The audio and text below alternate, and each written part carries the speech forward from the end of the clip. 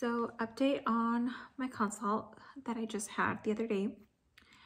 So a couple stuff that need to happen before we move into the IVF. We need to do blood work and I need to get a biopsy done. So we're gonna get my blood work checked to check for, and I may mispronounce this, it's called thrombophilia, I think. And that's to check if I have any blood clots. That she mentioned it could be just something that I'm genetically born with, but we can check for that. And that would be something if it comes back positive for that, we'll just put on some blood thinners and that's it. Now, the biopsy. We're gonna do the receptivia DX biopsy, and that's gonna check if that comes back positive to see if that was maybe the cause of my miscarriage that I had. Now, we're gonna check, it's called the BCL6. So we're gonna check for that. And we're also gonna check for endometritis. And I'm sorry if I say this wrong. I might be saying it wrong.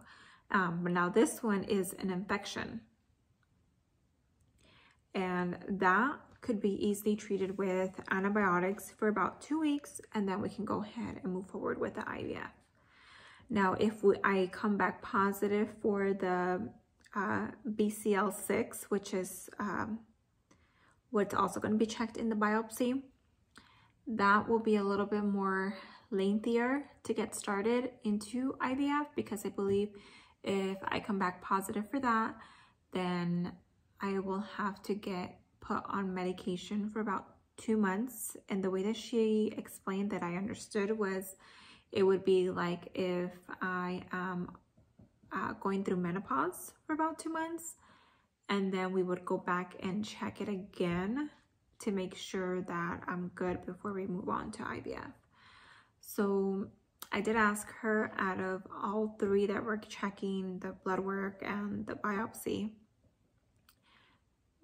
obviously we're here, I don't want to have any of this, but what would I prefer to have? And it would be the one that we can treat with antibiotics. Now, it would suck if it comes back and everything's negative, then we're back to square one. So she's hoping that it's at least something of this. Regardless, she mentioned we'll still be able to move to IVF. It's just going to be the route we'll be taking towards to get there. Now, after we pass this hill here, we'll still have to do a sonohystogram, and that'll be just to make sure that she doesn't see that there's any tissue that was left behind from the DNC that was performed, which she doesn't believe anything should have been left behind, but we wouldn't want any tissue to be there and to be the cause of another miscarriage in the future. So that will be something we're going to do regardless before we do the IVF. So yeah, I'll just have to give her a call once I get a positive LH, she said, to schedule for the biopsy. And that'll be scheduled between days 7 and 10 after I test positive on my LH.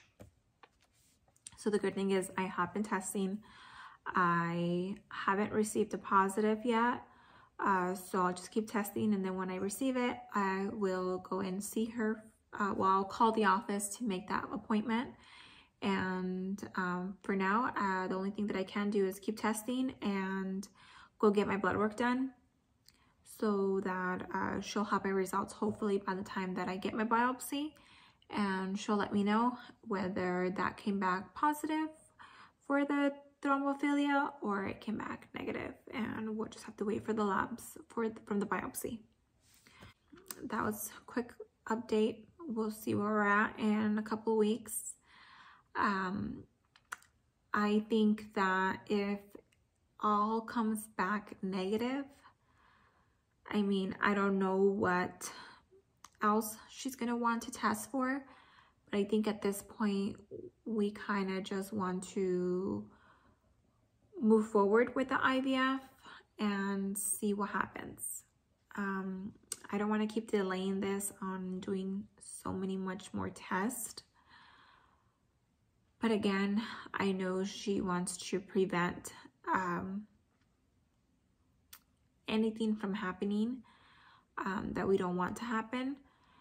So we'll just have to see what else she recommends and if that's what the route we want to go with.